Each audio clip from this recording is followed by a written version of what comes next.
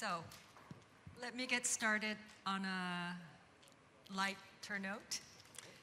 Minister Jaishankar. I look forward to an insightful discussion with Dr. Kang and Dr. Jaishankar, cutting through the noise to make sense of a changing world. Thank you.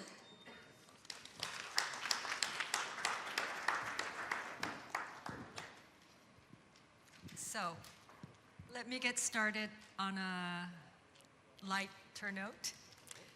Minister Jaishankar and I have met many times over these years since my foreign minister days, but he has stayed external affairs minister throughout these many years.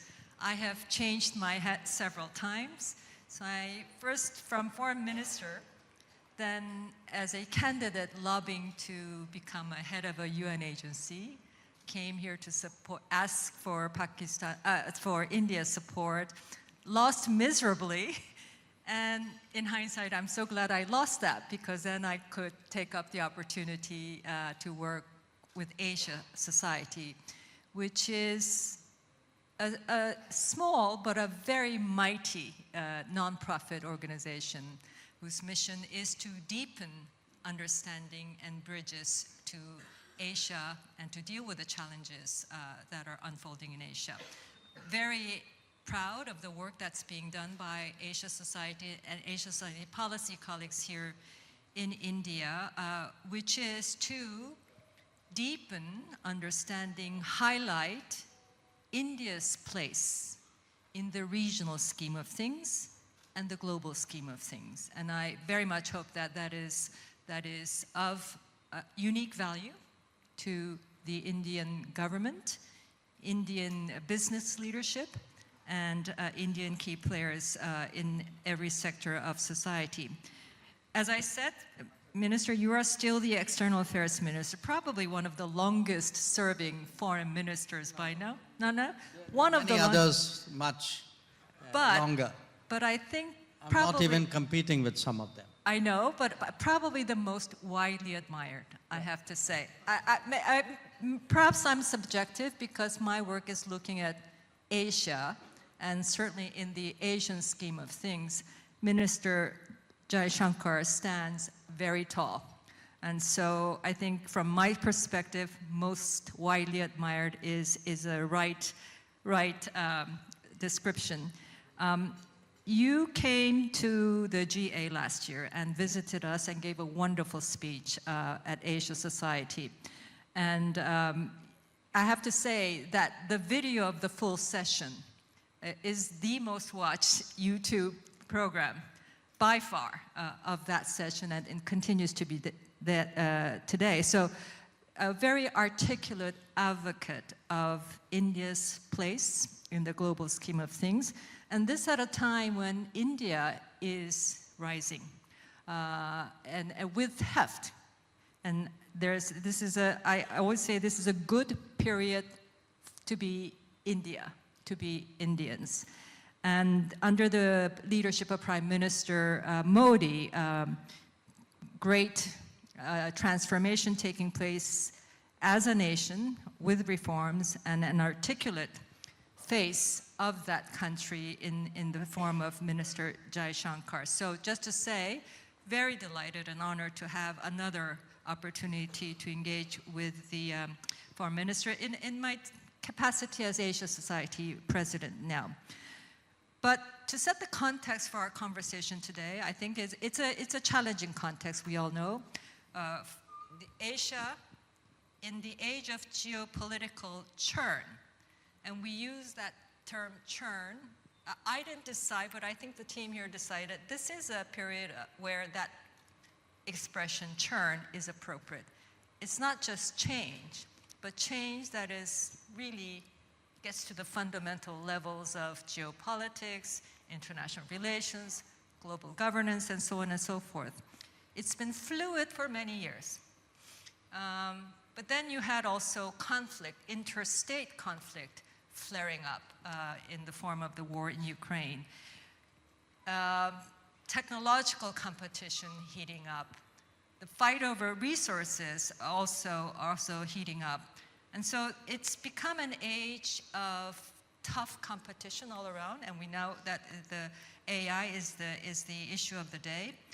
Then, of course, most recently, we have President Trump returning to office and taking a very unconventional approach to the pending issues of peace and conflict of the day. So, you know, his agenda clearly is to realize MAGA, to make America great again, and project that in the global stage. So there's the idea that there is a paradigm shift taking place in the world, in the global order. And certainly from a country like South Korea and Japan, which are security allies of the United States, that expression seems quite appropriate. This is a period of paradigm shift. But as a country that has held to this position of non-alignment as a core positioning of your foreign policy, does it feel like a paradigm shift moment to you, or is that appropriate for you?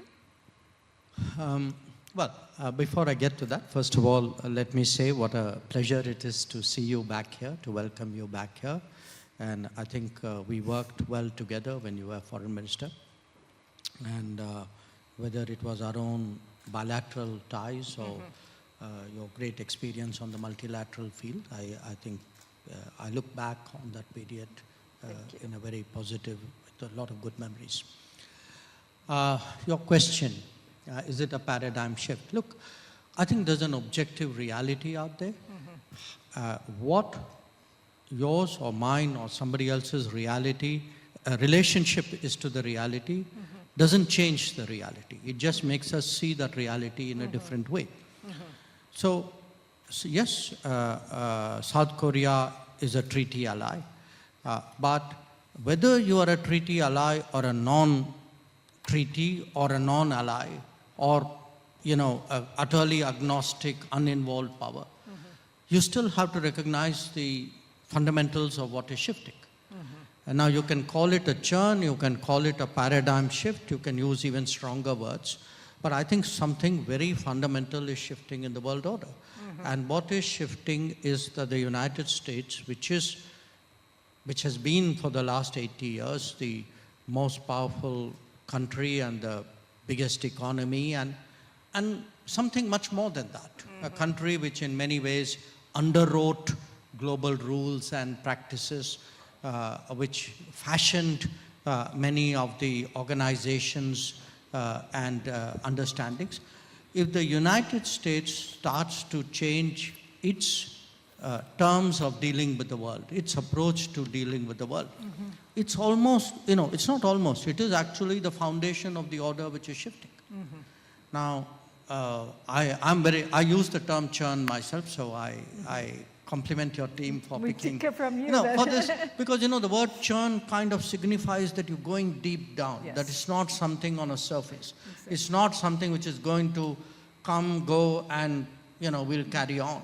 I think the world will never be the same again. Exactly.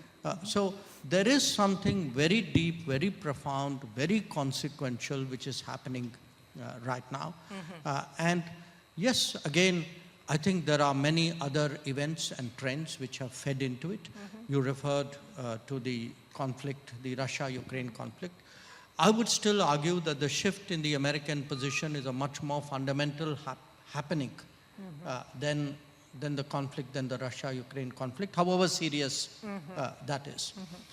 There is another trend which precedes that, which is, I would say, the rise of China, because in many ways, I think that has driven or fed into the shift in American attitudes. Yes.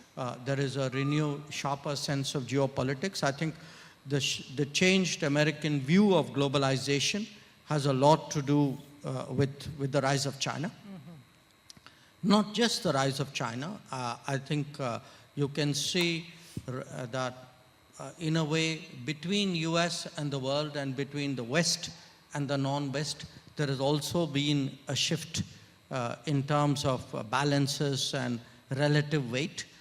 So in some ways, we in India have also contributed to the dynamism of this evolution. And so have a lot of other countries. I mean, if you look at the 20 biggest economies, clearly these are very different from what they were 20 years ago, even more so than what they were 30, 40 years ago. So you had, you know, the way I would describe it is there's a series of trend lines. Then there are certain sharp events. You know, COVID is an event. Russia-Ukraine conflict is an event. What's happening in the Middle East is an event.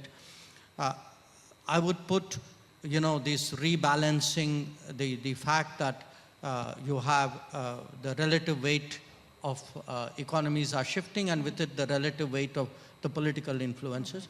Technology is also both a trend and, in a way, and it's not an event, but it's a, you know, there is a sharpness about some of it, particularly the AI bit. So you have trends, you have events, but most important, you have the foundation of the global order actually at some point saying, you know, guess what, I've had enough of the order which I myself helped to invent, and now I think I'm going to set about it in a very different way. And what, you know, what does that mean for Asia? Asia is big, it's growing in terms of its weight and heft in the global scheme of things. This is where wealth is being generated, new wealth is being generated. But there is also diversity and divisiveness within the diversity that is Asia. And you mentioned China's rise, I think, is certainly part of that challenge. But looking at the Asian continent overall, what does this mean, that churn of the foundation of geopolitics for Asia? How is Asia going to evolve? Well, you know, I know you call the Asia Society, but that doesn't mean all of Asia has a similar position. I think within Asia, there are actually a very, very diverse, very complex set of reactions. I think different countries would, each one, I mean, exactly your starting point. You know, those in Asia who are treaty allies will look at it differently. Those who have what they perceive to be very sharp competitive edges to the relationship with US will look at it differently. Those who believe that, well, maybe in all these changes, there are opportunities lurking out there, which if you can exploit it intelligently, may offer you possibilities, will look at it differently. I think some of the, you know, energy producers in the Gulf may look at it very differently. So I would say, really, it's a very bespoke answer you're looking for. I think everybody would really be kind of coming at it very, very differently. And we, in a way, we have all of the above. I mean, there would be each part, not just of Asia, but each part of the world would be gauging this foundational shift from its particular relationship to the foundation and to the larger environment, and calculating, saying, you know, what are the challenges and opportunities, what are the costs and benefits, what are the risks and possibilities in this. So I think the diversity of Asia does not allow me to give you a single uniform answer. Clearly there will be, you know, strategic, I would say, in a sense, security shifts.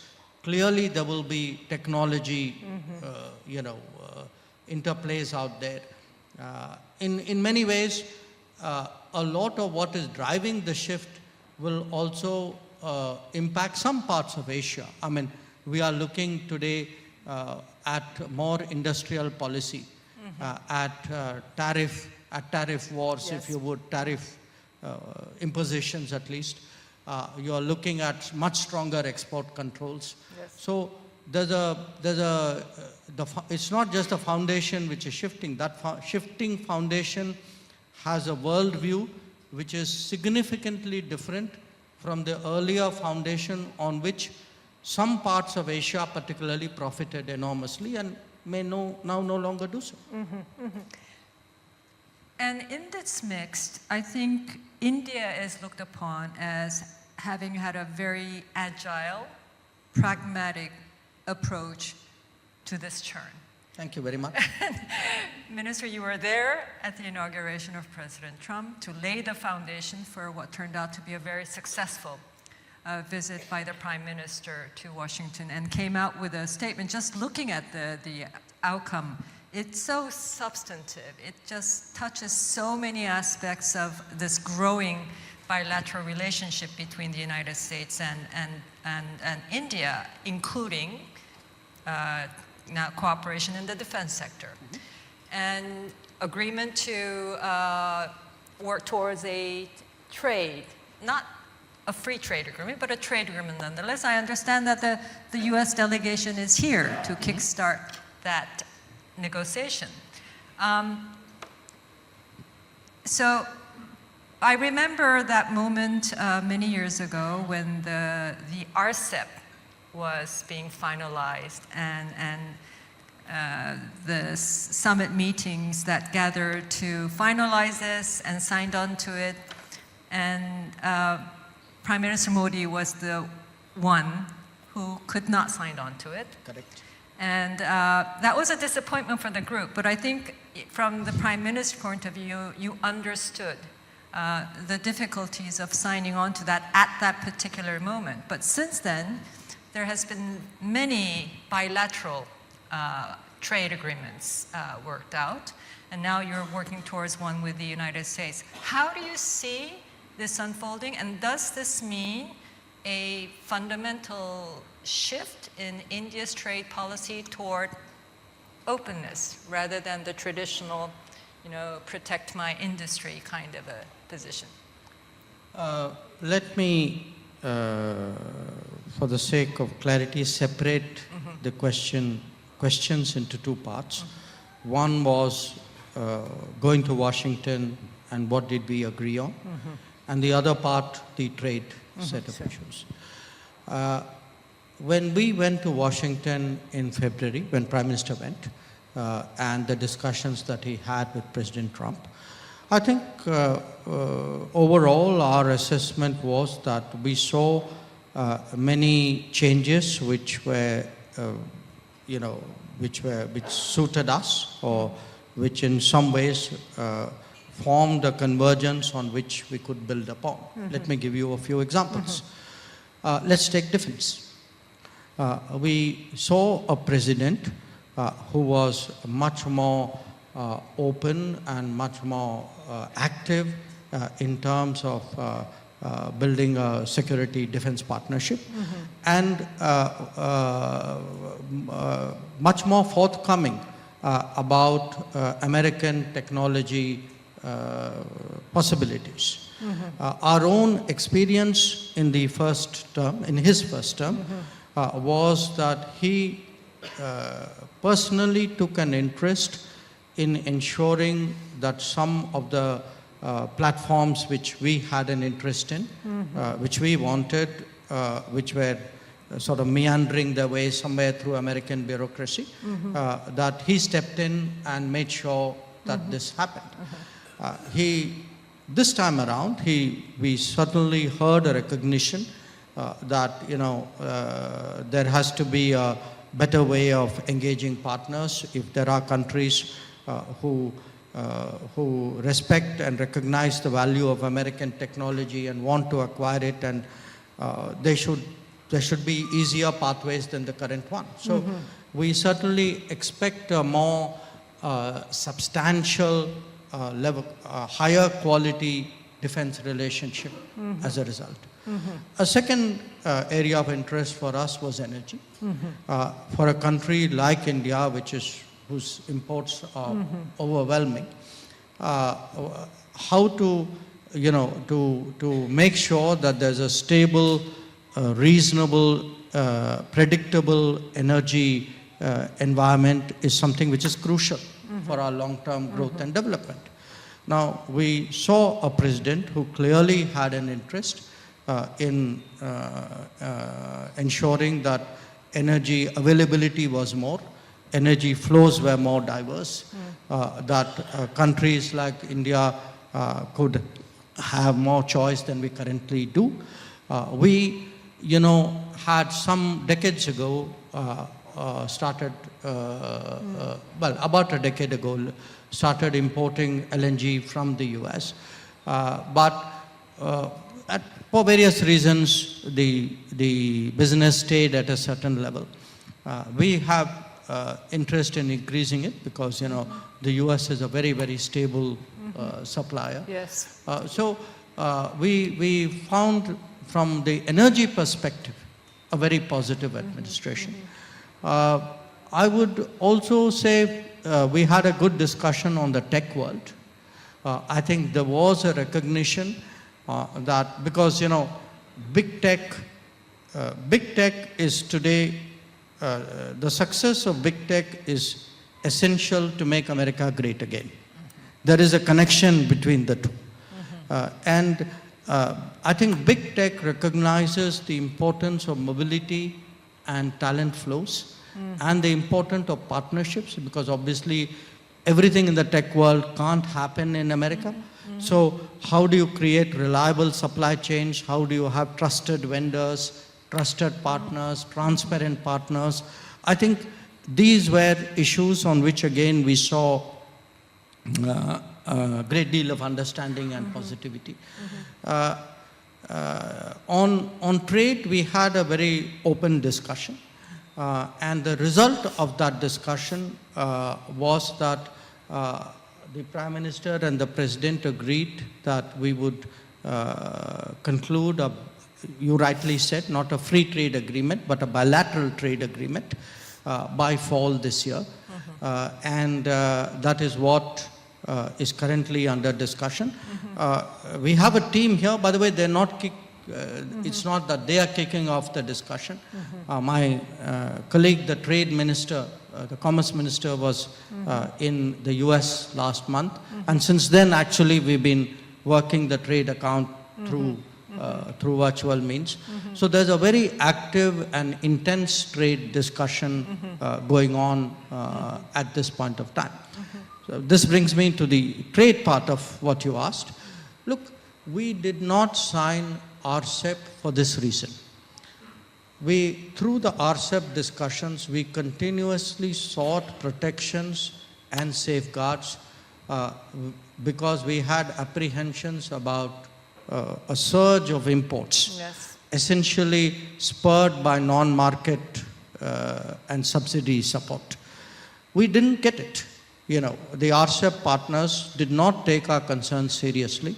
And at the end of the day, finally, forgive my saying it, presented us with a take it or leave it situation. And we left it. And I think today, if you ask people, at that time when we did it, perhaps opinions were a bit more divided. Today, I think there's a much stronger consensus that not joining RCEP for a country like India was a wise decision because, see, the nature of RCEP is a supply chain architectured system where rules of origin have very limited meaning. I mean, they can't be verified in the way in which it used to be before. So the way the flows would come at us, already we are today struggling with some very serious adverse trade balances. There are deep concerns in this country about the hollowing out of our industrial capacity. We believe that we are getting, again, a lot of unfair competition out of economies east of India. For sake of diplomacy, I will not take names. I think all these were factors into our thinking. And getting back to the, this energy and defense industry, security cooperation with the United States, traditionally for defense industry cooperation, your main partner was Russia. And that was a point of tension, as I recall, with the United States. But the relationship between the United States and Russia has taken a dramatic turn. So has that tension now been eased? Well, I am not sure I would quite call it a tension. India was importing defense equipment from the United States till 1965. It was the United States which cut off India in 1965. It was the United States thereafter which did not resume sale of defense equipment to India from 1965 till 2006, barring one exception. So, I mean, it wasn't, I mean, if India turned to Soviet Union and thereafter to Russia, to a large extent, it was a situation also created by the United States, which actually consciously had a policy of not supplying military equipment to India. So, if they didn't want to sell it to us, I mean, that cannot then become a complaint against us. So, they changed their policy in 2006, 2005, 2006, and then it resumed. So, and now it was not that we bought only from Russia. In that same period, if you look, we bought planes from UK, we bought from France, we bought equipment from Germany, we bought from Israel. So we had, the Indian military or the Indian defense system would like at any given time to have multiple options and pick what it considers to be in its interest. The US took itself out of this option game. It brought itself back into the option game. If you are now an option, it's a multipolar world, you've got to compete. Your point about multipolar world, when you came to Asia Society in the fall last year, you said multipolar Asia is necessary for both the Asian century and for a multipolar world. Yes. Right? The world has changed rather dramatically since then. Has that idea of a multipolar world, multipolar Asia, crystallized, become more concrete, changed? How many poles are you talking about?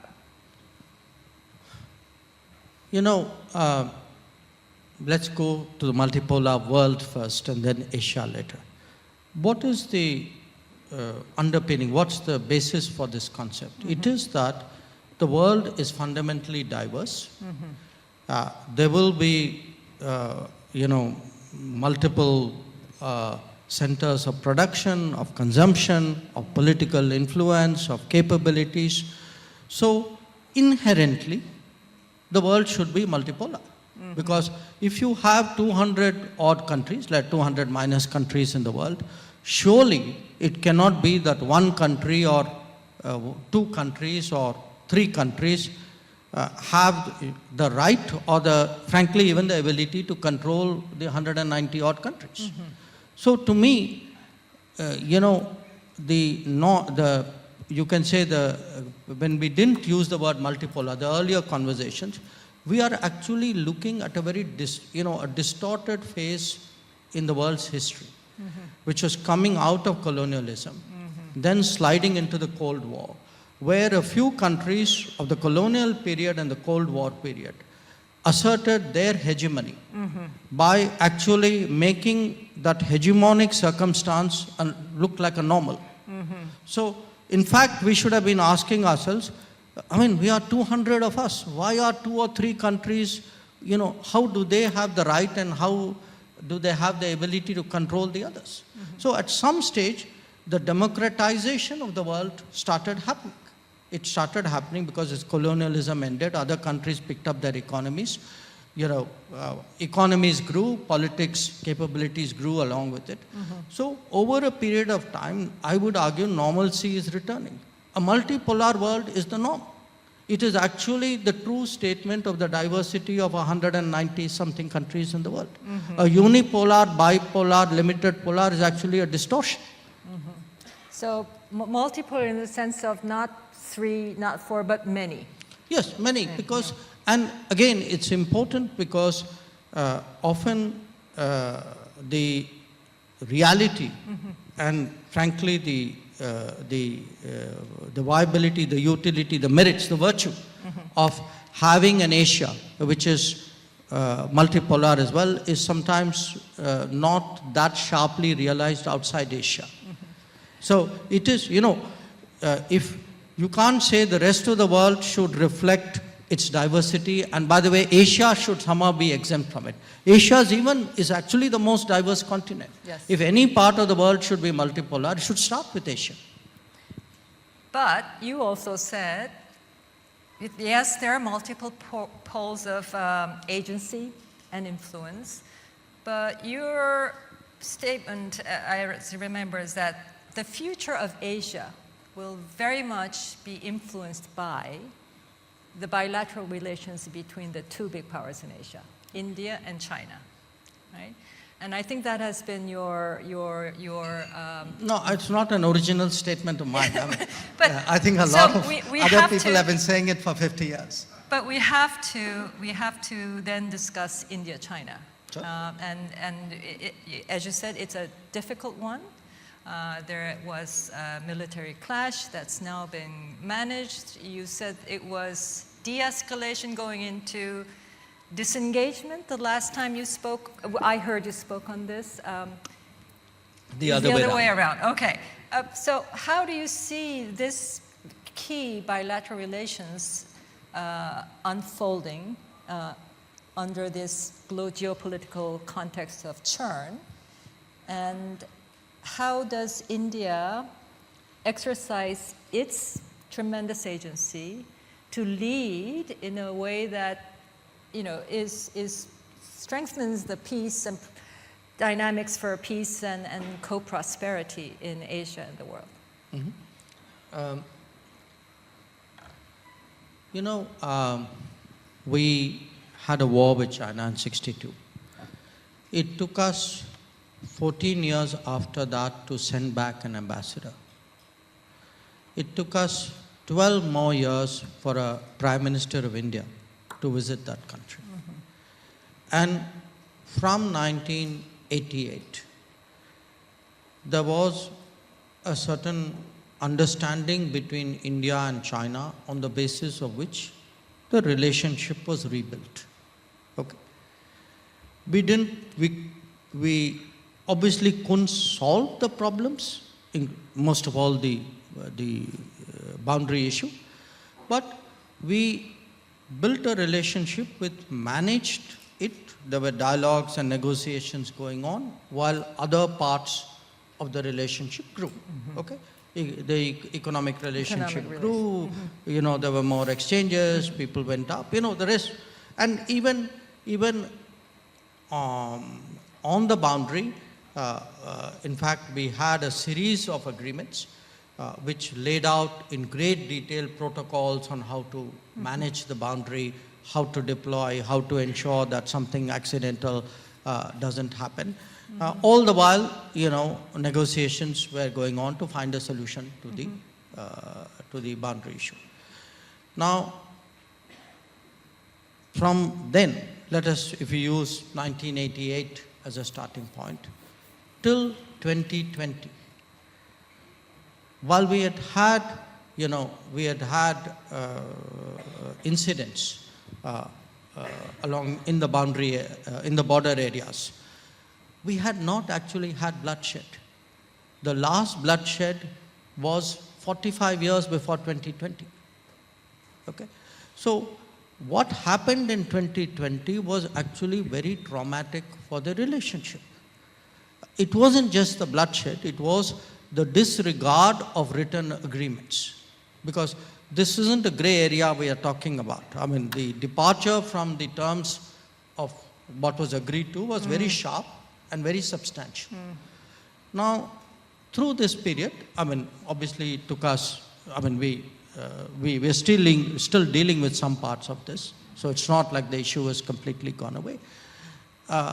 We felt that, I mean, obviously it called for a military response on India's side, which happened. There was a counter-deployment by us.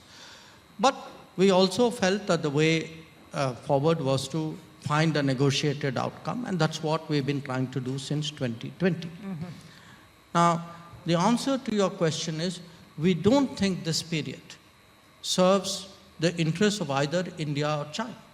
You know, how do we benefit by having a very tense relationship with that a large number of troops out there at, very hostile environment, and all the collateral, damage which it has done to the relationship. Because obviously, if peace and tranquility in the border areas were disturbed, then, the rest of the relationship can't go on as normal.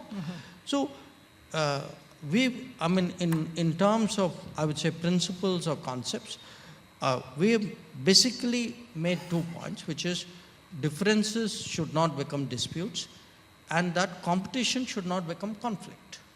That we can differ on many issues. Yes. We do compete on many issues. But because we compete doesn't mean that there should be a conflict between us. We are very realistic about it. So we know that between India and China, there will, at least in the foreseeable future, there will be issues. But there are ways of addressing those issues. Yes. And what happened in 2020 was not the way to address those issues. So right now, we feel that from October of last year, the relationship has seen some improvement. We are working on different aspects of it. I've met my counterpart a few times, so have my other senior colleagues. And what we are trying step by step is to see if we can rebuild, undo some of the damage which happened as a result of their actions in 2020, and we can rebuild the relationship. And we genuinely, sincerely think that this is in our mutual interest. That if one looks at that 2020 to 25, I think it was a period which did not serve them well, and it did not serve us well. Minister, your statement that differences should not become disputes, competition should not become conflict, should be the bywords that diplomats all over the world should be exercising their craft in these very difficult days. But we have 10 minutes. The minister has to leave at 6:45 sharp. So I apologize for not giving the audience an opportunity to address questions to the minister, but we have 10 minutes. So maybe I will take 3 questions and together, and then make them short, please. Identify yourself, short questions, and we will give the rest of the time to the minister to respond. Please, sir. Good evening. Thank you. First thing, sir, I'm a great fan of yours. And Question, please. sir. Thanks for Unless you're representing it. questioning that. Sir, in terms of trust framework, I just want to understand from you, sir. I represent TCS, so from the technology point of view, sir, I just wanted to, take your insights on how do you see this framework going ahead, and also addressing the key issues of workforce migration. Thank you, sir. The tech agreement with the US, yeah. The young lady. Oh. My name is Neha, and the question is that we've seen a significant regional integration in the last couple of years, trade integration, and a lot of organizations have sort of called out the potential on regional commitments and integration for climate change. I just wanted to get your response if that really is something that you see as a potential in today's world. It was something that we had taken for granted in maybe, world 3 months ago, but is that something that you're seeing currently as well? Did you? Okay. Maybe we'll go to this far side with the lady in red, please.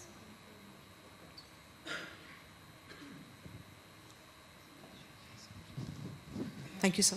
I'm Shriparna Pathak, an Associate Professor of International Relations. So I have one question. Given the fact that in the Indo-Pacific, challenges keep increasing, there are these mullings that there'll be a Quad strategic alliance. Would India be willing to join the Quad? Quad. So there are 3 questions. I have to be a little bit preferential. I think I can do one thing. I can do this, and maybe given the time, maybe we can do one more round. Okay, huh? great. Okay. Great. So, I owe you, let me, the first question. Look, here's the reality of the tech world.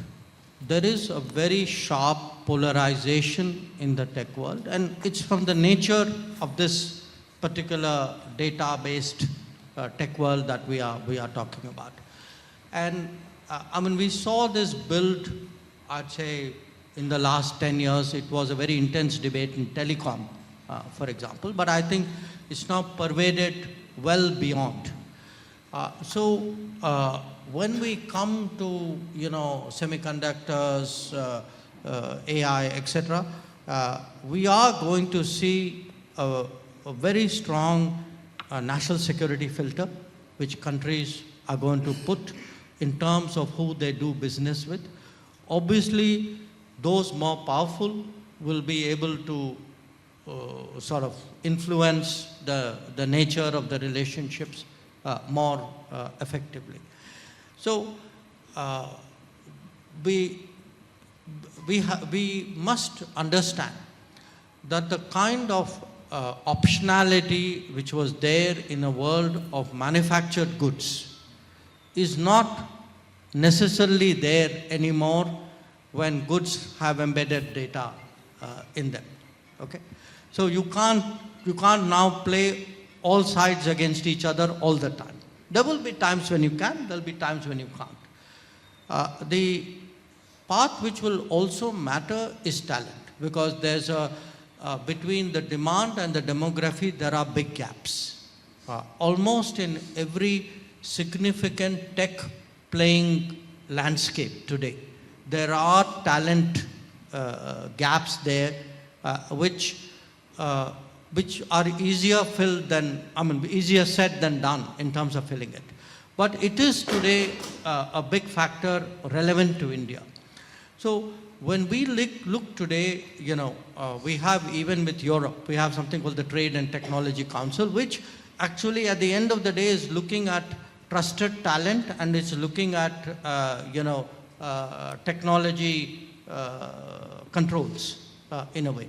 So we are going to get increasingly into these conversations with the US, with Europe, perhaps with some other geographies. And we'll have to see what frankly suits our national interests best and where our opportunities are the most. On your question, if I understood it rightly, what you are asking me is, in climate change, can we do regional arrangements? Did I understand you right? Yeah. I don't, well, in a way, we have tried to think bigger than even region by tabling, by initiating the International Solar Alliance or the Coalition for Disaster Resilient Infrastructure or the Global Biofuels Alliance. I think there is a lot of room for international initiatives, because particularly from SIDS, the Small Island Developing States, we hear this again and again that they're being left out, that between conferences nobody actually pays attention to them. So how do you develop their capacities, because they face some very fundamental shortcomings, but even with others. So I would argue, on the one hand, there is space for international initiatives related to climate action. I would also argue that there are regional understandings. For example, we are going to be going to BIMSTEC next week. Now, we think something like, organization like BIMSTEC should be looking at climate action. So I would, rather than say, can there be I would put climate action as an agenda point for regional groupings, because I think today it's important enough, whether it's bilateral, international, or regional, it needs to be there. On the Quad issue, we are happy with the Quad.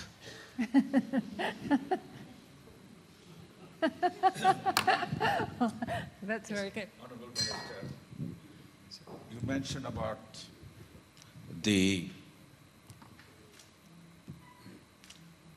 from the east of our country, there has been practices that are not quite kosher, from manufacturing driven, hollowing out other countries' manufacturing. But in the process, so much capacity has been built up and is continuing to get built up. For other countries to change the supply chain, it takes time. During this process, what is the best way investment flows and the entrepreneurs should be thinking about to deal with the massive mercantilism that's still going on and probably unstoppable? Yes, Minister, we'll take 2 more questions. The gentleman and then the young lady, please. So I'm J.S. Deepak, former ambassador to WTO and now with Bharti Enterprises. So there's a growing feeling that India is today prepared to do a deep trade agreement on an FTA with all countries other than China and the US. We took a courageous decision to walk out of RCEP to protect our industry. Now on the anvil of trade discussions with the US, the problem would be in the agriculture sector, sir. Part of our entitlement of tariffs are under attack, but one thing which gets neglected is that we've got these entitlements as a balance to large agriculture subsidy entitlements of the US and Europe and Japan.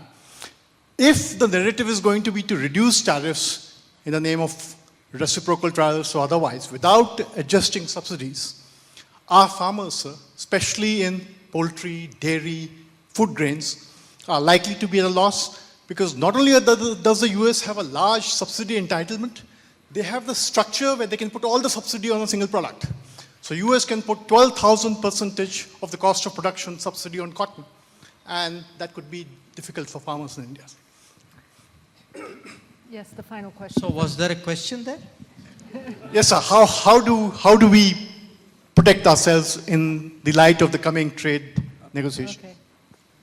Last question. Hello, Soumya Mundra from JP Morgan. Does India have a 50-year strategy, and what are the most driving forces to thematically shape them? What strategy? 50 years. Yes.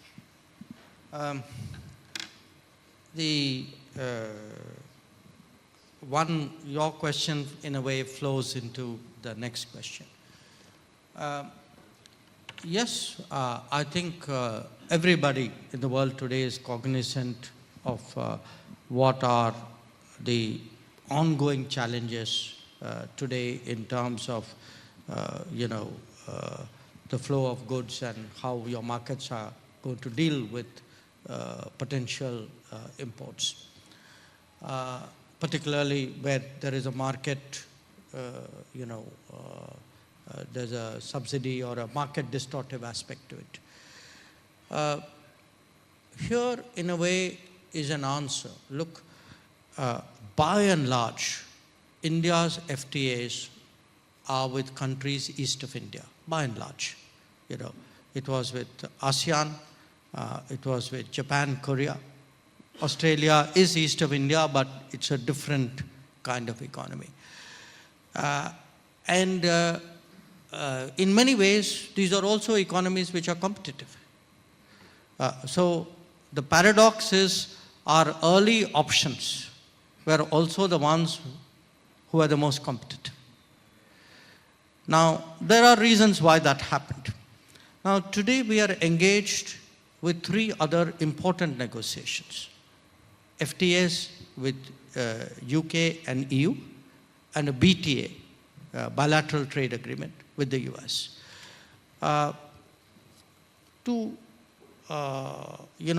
One can look at this partly, obviously one has to look at it primarily economically, but to some extent, they are in many fields perhaps less competitive and more complementary.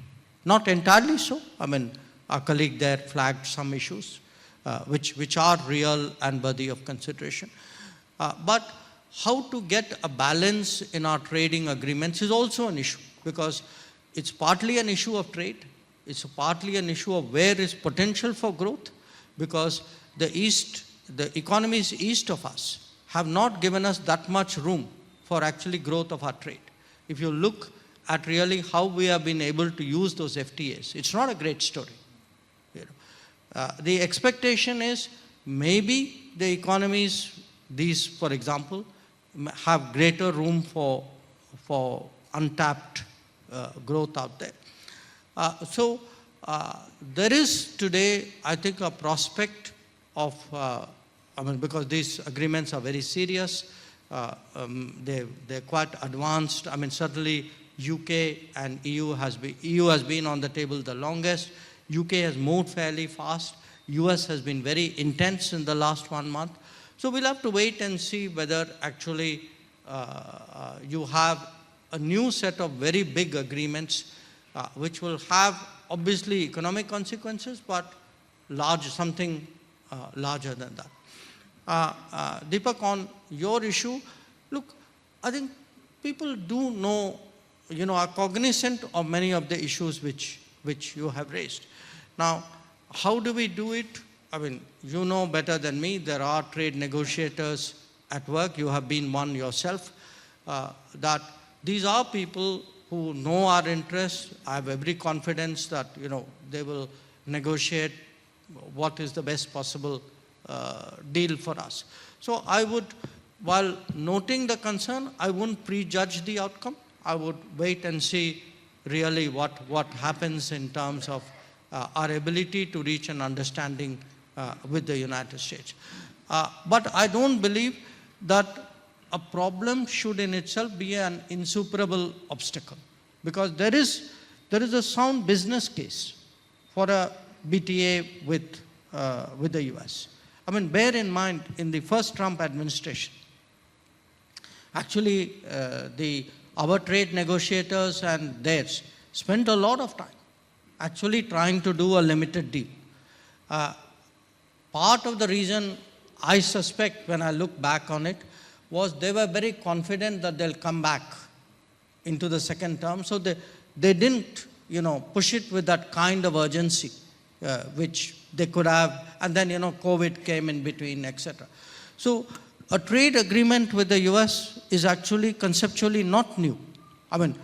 What is new is possibly the scale and maybe the urgency with which we are doing it now.